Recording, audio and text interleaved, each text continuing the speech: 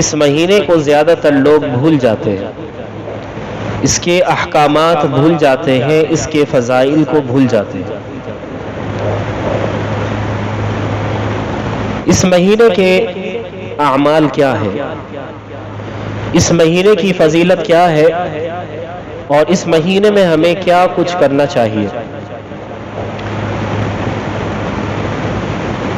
میں نے آپ کے سامنے ایک حدیث پڑھی ہے جو ابتدائی حدیث ہے اس مہینے کے حوالے سے۔ عن عبداللہ بن ابی قیس، عبداللہ بن ابی قیس رحمہ اللہ سے روایت ہے،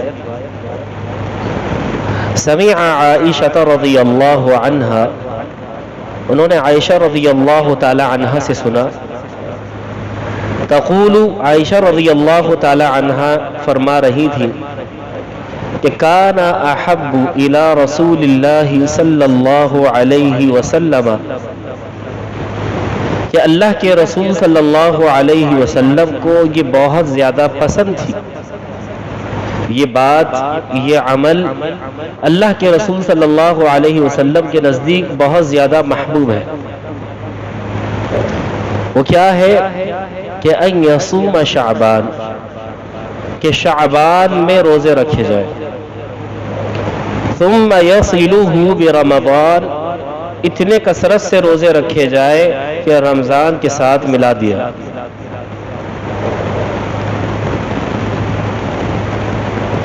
وجہ کیا ہے کہ اللہ کے رسول صلی اللہ علیہ وسلم اس مہینے میں اتنی کثرت سے روزے رکھتے تھے، اس کی وجہ کیا ہے؟ سنن نسائی کی روایت ہے، حسن درجے کی، شیخ البانی رحمہ اللہ نے اس حدیث کو حسن کہا ہے۔ عن اسامہ بن زید، اسامہ بن زید رضی اللہ تعالی عنہ سے روایت ہے، قال قلت، میں نے کہا، یا رسول اللہ صلی اللہ علیہ وسلم، اللہ کے رسول صلی اللہ علیہ وسلم، لم اراک تصوم شہرا من الشہور، میں نے آپ کو کسی مہینے میں اتنے روزے رکھتے ہوئے نہیں دیکھا جتنے روزے آپ شعبان کے مہینے میں رکھتے ہیں۔ یعنی پوچھ رہے ہیں کہ اللہ کے رسول صلی اللہ علیہ وسلم وجہ بتائیے کہ آپ شعبان میں اتنے روزے کیوں رکھتے ہیں۔ اللہ کے رسول صلی اللہ علیہ وسلم نے فرمایا، ذالک الشہر، یہ وہ مہینہ ہے، یغفل الناس عنہ بین رجب و رمضان، کہ رجب اور رمضان کے درمیان آنے کی وجہ سے لوگ اس سے غافل ہو گئے۔ پھر فرمایا،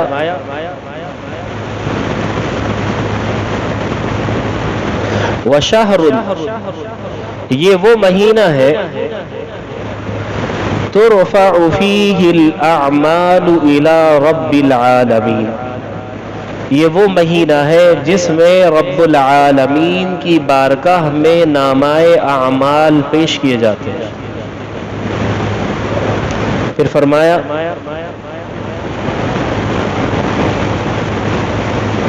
وَأَحَبُّ أَنْ أُرْفَعَ عَمَلِي وَأَنَا صَائِمٌ، اور میں اس چیز کو پسند کرتا ہوں کہ جب اللہ تعالیٰ کی بارگاہ میں میرا عمل پیش کیا جائے تو میں روزے سے ہوں۔ اس حدیث میں کثرت سے روزے رکھنے کی وجہ اور شعبان کی پہلی فضیلت۔ ویسے تو روزانہ ہی فجر کی نماز کے بعد اور عصر کی نماز کے بعد اللہ تعالیٰ کی بارگاہ میں آپ کا عمل پیش ہوتا ہے۔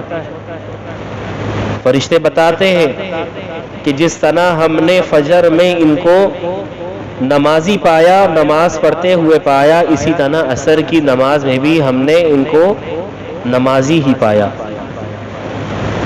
پھر ہفتہ واری نامۂ اعمال پیش ہوتے ہیں، پیر اور جمعرات۔ لیکن یہ ایک خاص مہینہ ہے کہ اس میں ہر دن اللہ تعالیٰ کی بارگاہ میں نامہ اعمال پیش ہوتے ہیں کہ جی آج اس بندے نے یہ کیا، یہ کیا، یہ کیا، یہ کیا،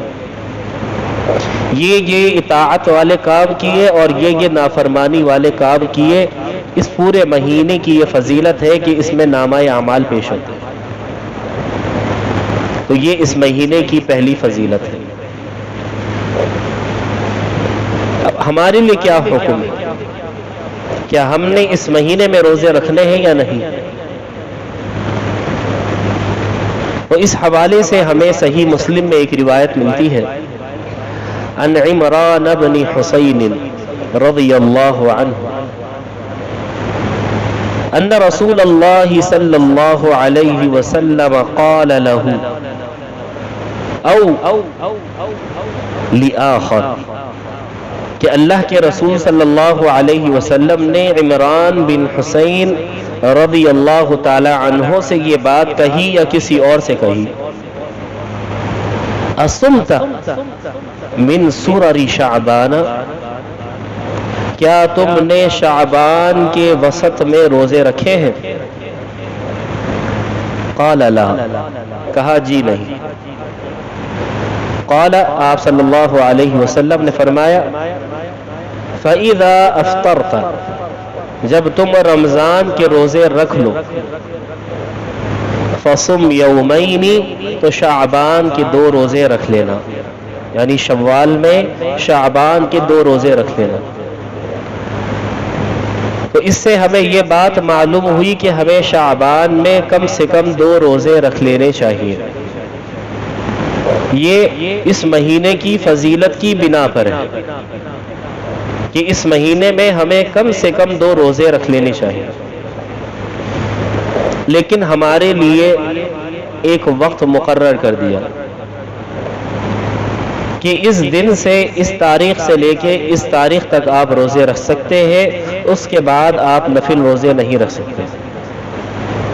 ابو داؤد کی روایت ہے، اللہ کے رسول صلی اللہ علیہ وسلم نے فرمایا، اذا انتصف شعبان فلا تصوم، کہ جب شعبان آدھا ہو جائے تو اس کے بعد نفل روزے نہ رکھو۔ اس سے پہلے 15 شعبان تک آپ 2 روزے رکھ سکتے ہیں، اور اس سے زیادہ چاہے تو اس سے زیادہ بھی رکھ سکتے ہیں۔ اب ہمیں یہ تو پتہ چل گیا کہ ہمیں 2 روزے رکھ لینے چاہیے۔ اب سوال یہ ہے کہ یہ 2 روزے کیا خاص 14 اور 15 کو رکھنا چاہیے؟ تو اس حوالے سے ہمیں کوئی حدیث نہیں ملتی کہ خاص 14 ہی اور 15 کا روزہ رکھنا ہے آپ نے۔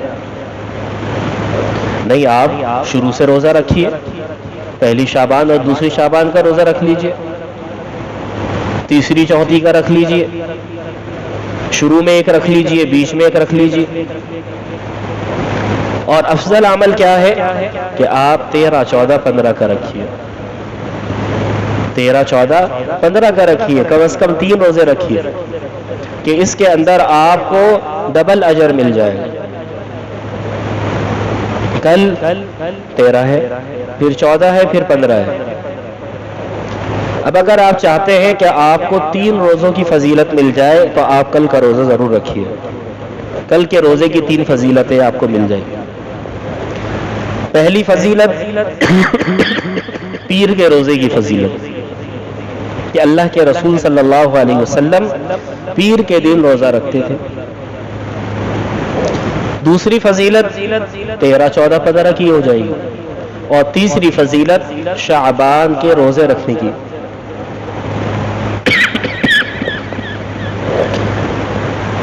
ہاں، البتہ ایک شخص کو 2 روزے رکھنے کا موقع ہی، 2 روزے رکھنے کا موقع ہی اسے 14 اور 15 کو مل رہا ہے۔ کس بنا پر؟ کہ پہلے اسے توجہ نہیں تھی، پہلے اسے توجہ نہیں تھی، مسئلہ پتہ نہیں تھا، یا پھر مشغولیت کی بنا پر رکھ نہیں سکا، ملے ہی 2 دن، 13 اور بلکہ 14 اور 15، گویا کہ وہ عادتاً نہیں رکھ رہا، اتفاقاً رکھ رہا ہے کہ اسے وقت نہیں ملا، تو ہم کہیں گے کہ ایسا شخص رکھ سکتا ہے، اس کا شمار ان لوگوں میں نہیں ہو رہا جو فقط 15 کا روزہ رکھتے ہیں۔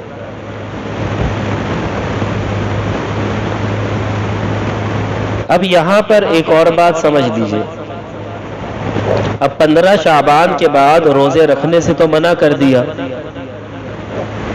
لیکن کچھ لوگوں کو رخصت دی ہے۔ پہلی رخصت اس شخص کے لیے ہے جس کے فرض روزے باقی ہیں، اس نے تو اگلے رمضان میں داخل ہونے سے پہلے اپنی قضا پوری کرنی ہے۔ دوسرا وہ شخص ہے جس نے نظر مانی کہ جی اگر میرا یہ کام ہو گیا تو پھر میں روزہ رکھوں گا، اب اتفاق سے اس کی نظر پوری ہوئی 16 شعبان کو، 17 شعبان کو، 18 شعبان کو، تو اب اسے تو روزہ رکھنا ہے، کیونکہ اس نے اپنے اوپر روزے کو کیا کر لیا؟ واجب کر لیا۔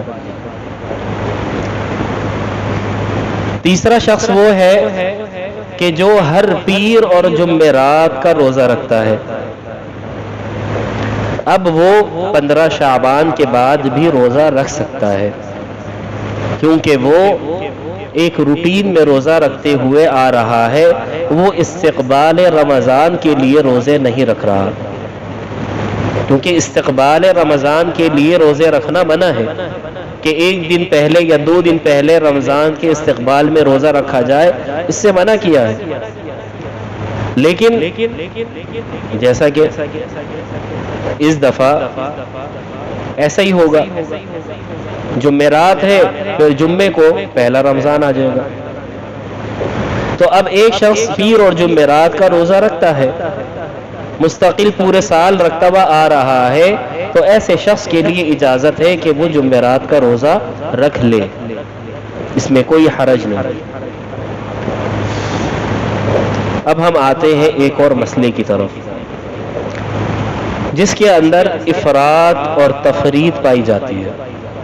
افراط کا مطلب یہ ہے کہ مکمل طور پر اس چیز کا انکار کر دینا، وجود کا انکار کر دینا، اور تفریط یہ ہے کہ حد سے بڑھ جانا، جتنا ثابت ہے اس سے زیادہ ثابت کرنے کی کوشش کرنا، یہ تفریط ہے۔ اور ہمارے یہاں یہی معاملہ پایا جاتا ہے 15ویں شعبان کی رات کے بارے میں، افراط اور تفریط کا شکار ہے لوگ۔ افراط کا شکار اس بنا پر ہے کہ بدعتیوں نے تفریط کی ہے، تو لہذا افراط کا شکار ہو گئے، بدعتیوں کی وجہ سے مکمل طور پر ہی انکار کر دیا، یہ صحیح نہیں ہے۔ جو چیز جتنی ثابت ہے اسے اتنا مان لیجئے، اور بدعت کا انکار کیجئے، بدعت کا انکار کیجئے، جو ثابت ہے اسے مانیے کہ جی یہاں اتنا ثابت ہے، اور جو ثابت نہیں ہے اس کا رد کیجیے، لیکن بدعتیوں کی وجہ سے مسئلے کی نوعیت کا انکار نہیں کیجیے۔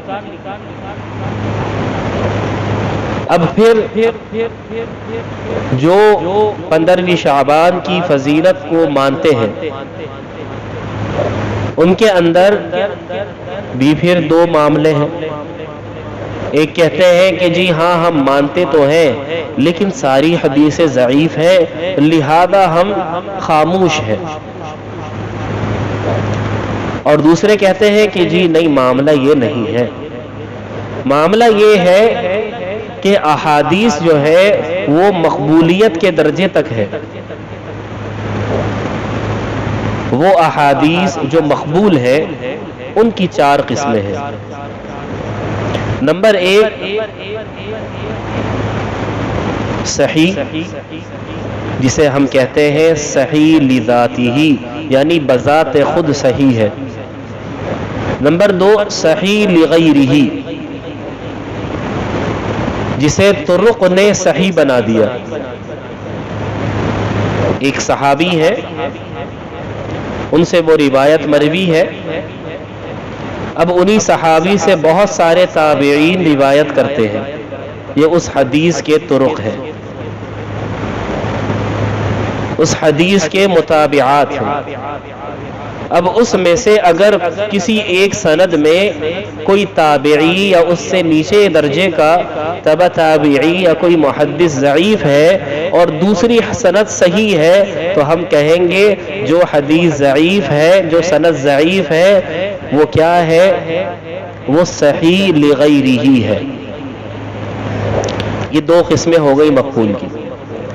مقبول کی تیسری قسم ہے حسن. ہم سمجھتے ہیں کہ جو حدیث حسن ہے وہ ضعیف ہے. نہیں، ایسا نہیں ہے. بات یہ ہے کہ حسن روایت وہ ہوتی ہے جس کا راوی ثقہ نہیں ہوتا بلکہ صدوق ہوتا ہے، لا بأس بہ ہوتا ہے، جید ہوتا ہے. جید یعنی اچھا ہے، لا بأس بہ یعنی اس میں کوئی حرج نہیں ہے، کوئی ضعف نہیں ہے اس میں. صدوق یعنی یہ سچا راوی ہے، لیکن اس کا وہ مرتبہ نہیں ہے جو ثقہ راوی کا ہے. تو ایسی حدیث کو ہم حسن کا درجہ دیتے ہیں. لیکن یہ حسن ضعیف نہیں ہوتی بلکہ رتبے کے اعتبار سے یہ حسن درجے کو پہنچ جاتی ہے. اور تیسری بلکہ چوتھی قسم کیا ہے؟ وہ ہے حسن لغیرہ. حسن لغیرہ کیا ہوتی ہے روایت؟ مثال کے طور پر ایک روایت ہے، ایک حدیث ہے، مختلف صحابیوں سے مروی ہے. ایک صحابی کی روایت صحیح ہے یا حسن درجے کی ہے، اور دیگر صحابیوں کی جو روایت ہے اس میں کوئی نہ کوئی ضعف پایا جاتا ہے. تو جس صحابی کی روایت حسن ہے اور جن صحابیوں کی روایت ضعیف ہے، وہ جو حسن درجے کی روایت ہے وہ اس کے لیے گواہ بن جاتی ہے، شاہد بن جاتی ہے. اور جب وہ شاہد بن گئی، گواہ بن گئی، تو وہ بھی حسن کے درجے پر پہنچ گئی، لیکن حسن لغیرہ، کہ یہ کسی دوسرے کی وجہ سے بنی ہے، بذات خود نہیں. تو یہ مقبول احادیث کی 4 اقسام ہیں. مقبول کا مطلب کیا ہے؟ قبول ہے، قبول کر لی جائے. اب جب 15ویں شعبان کی فضیلت سے متعلق ہم روایات کو دیکھتے ہیں تو اصولاً تو تقریباً 18 روایتیں ہمیں ملتی ہیں، یعنی 18 صحابہ سے ہمیں یہ حدیثیں ملتی ہیں، جن میں بعض روایات حسن ہے، یعنی حسن لذاتی ہی ہے، اپنی ذات کے اعتبار سے حسن ہے، جن میں سنن ابن ماجہ کی روایت ہے اور مسند احمد کی روایت ہے. سنن ابن ماجہ کی روایت میں ہے، ابو موسیٰ اشعری رضی اللہ تعالی عنہ سے یہ روایت ہے کہ نبی کریم صلی اللہ علیہ وسلم نے فرمایا، یطلع اللہ سبحانہ وتعالی فی لیلۃ النصف من شعبان لجمیع خلقہ فیغفر لجمیع خلقہ الا لمشرک او مشاحن. کہ اللہ تعالی 15ویں شعبان کی رات مطلع ہوتے ہیں، اپنی تمام مخلوق کی مغفرت فرما دیتے ہیں سوائے 2 قسم کے لوگوں کے. نمبر 1 مشرک، اور نمبر 2 جو اپنے دل میں بغض رکھتا ہے. ایسے 2 لوگوں کی مغفرت نہیں ہوتی جب تک کہ وہ شرک کو نہ چھوڑ دیں اور اپنے دل کو صاف نہ کر لیں. اور عبداللہ بن عمر بن عاص رضی اللہ تعالی عنہ کی روایت میں ہے، الا لمشرک او قاتل نفس. اور تیسرا شخص وہ ہے جس نے کسی کو ناحق قتل کیا ہو. ناحق قتل کیا ہے اور قتل کی سزا نہیں ملی. اب جو شخص کسی کو قتل کرتا ہے تو اس کے لیے 3 حکم ہیں. نمبر 1، یا تو اس سے قصاص لیا جائے، یا وہ دیت ادا کرے. اگر وہ رسا راضی ہے دیت پر تو دیت ادا کرے، یا پھر وہ رسا اسے معاف کر دے. تو وہ کیا ہے؟ قتل سے بری ہو جاتا ہے. ایسا شخص اگر قتل سے بری ہو گیا ہے، اس کو معاف کر دیا گیا ہے، یا اس نے دیت ادا کر دی ہے، یا اس کو اس کی سزا مل گئی ہے، تو ایسے شخص کی مغفرت ہے. لیکن ایسا شخص جسے نہ قصاص یعنی نہ اس کی سزا ملی ہو، نہ اس نے دیت ادا کی ہو، اور نہ ہی اس کے ورثاء نے اسے معاف کیا ہو، اور وہ ایسے ہی گھوم پھر رہا ہے، تو ایسے شخص کی مغفرت معلق ہے. جب تک کہ اس کو سزا نہ مل جائے اس کی مغفرت نہیں. اسی طرح اور بھی بہت ساری روایتیں ہیں. حضرت ابو بکر صدیق رضی اللہ تعالی عنہ سے روایت مروی ہے، جسے شیخ البانی رحمہ اللہ نے سلسلۃ الصحیحہ میں کہا کہ لا بأس باسنادہ، اس حدیث کی سند میں کسی قسم کا کوئی ضعف نہیں ہے. اسی طرح جامع ترمذی کی روایت ہے عائشہ رضی اللہ تعالی عنہا سے، جسے شیخ البانی رحمہ اللہ نے سلسلۃ الصحیحہ میں کہا کہ یہ حدیث اپنے طرق کی بنا پر صحیح ہے. اسی طرح معاذ بن جبل رضی اللہ تعالی عنہ کی روایت ہے بغوی میں، شرح السنہ للبغوی میں، اور بیہقی فضائل الاوقات میں. اس حدیث کو عدنان، شیخ عدنان جو سعودی عرب کے ایک بہت بڑے محقق ہیں، انہوں نے اس حدیث کو حسن کہا ہے. شیخ شعیب ارنابوت رحمہ اللہ سعودی عرب کے بہت بڑے محقق گزرے ہیں، انہوں نے اس حدیث کو شواہد کی بنا پر صحیح کہا ہے. تو لہذا 15ویں شعبان کی فضیلت سے متعلق جو روایتیں ہیں وہ قابل قبول ہیں. ہاں، جتنی فضیلت ثابت ہے اتنی مانیے کہ اس رات اللہ تعالی تمام مخلوق کی مغفرت فرما دیتا ہے، اپنے تمام بندوں کی مغفرت فرما دیتا ہے، سوائے مشرک کے، بغض رکھنے والے کے، قاتل نفس کے، قاتل کے، اور اسی طرح حضرت ابو ہریرہ رضی اللہ تعالی عنہ کی روایت میں ہے کافر. کافر ہے، مسلمان ہے ہی نہیں. اور اس روایت کے اندر ہے کہ وَيُمْلِي، اور اس کافر کو اس رات میں مزید ڈھیل دی جاتی ہے، اس رات میں مزید ڈھیل جاتی ہے. ڈھیل اس بات کی دی جاتی ہے یا تو اپنے کفر میں اور آگے بڑھ جاؤ یا پھر واپس آ جاؤ، مسلمان ہو جاؤ. تو لہذا اس رات کی جو فضیلت ثابت ہے اس کو مانیے. ہاں، البتہ کوئی مخصوص عبادت کرنا وہ ثابت نہیں ہے. تہجد کی نماز پڑھ سکتے ہیں، قرآن مجید کی تلاوت انفرادی طور پر کر سکتے ہیں، کوئی حرج نہیں. امام ابن تیمیہ رحمہ اللہ کا فتویٰ موجود ہے. جب ان سے پوچھا گیا کہ 15ویں شعبان کی رات اگر کوئی شخص انفرادی طور پر عبادت کرنا چاہے تو کر سکتا ہے؟ فرمایا ہاں کر سکتا ہے، کوئی حرج نہیں. لیکن با جماعت نماز ادا کرنا، مخصوص تعداد میں نماز ادا کرنا، ہر رکعت میں مخصوص عدد کے ساتھ سورہ اخلاص پڑھنا، یہ ثابت نہیں ہے کسی صحیح حدیث سے. تو لہذا جو ثابت نہیں ہے اس کا ہم رد کرتے ہیں، جو ثابت ہے اس کو مانتے ہیں. میں اسی پر اکتفا کرتا ہوں. اللہ تعالیٰ سے دعا ہے کہ اللہ تعالیٰ ہمیں ہر ماہ کے اعتبار سے جو احکامات ہمیں بتائے گئے ہیں اس کو سمجھنے کی اور اس کے مطابق عمل کرنے کی توفیق عطا فرمائے۔ وآخر دعوانا ان الحمد للہ رب العالمین۔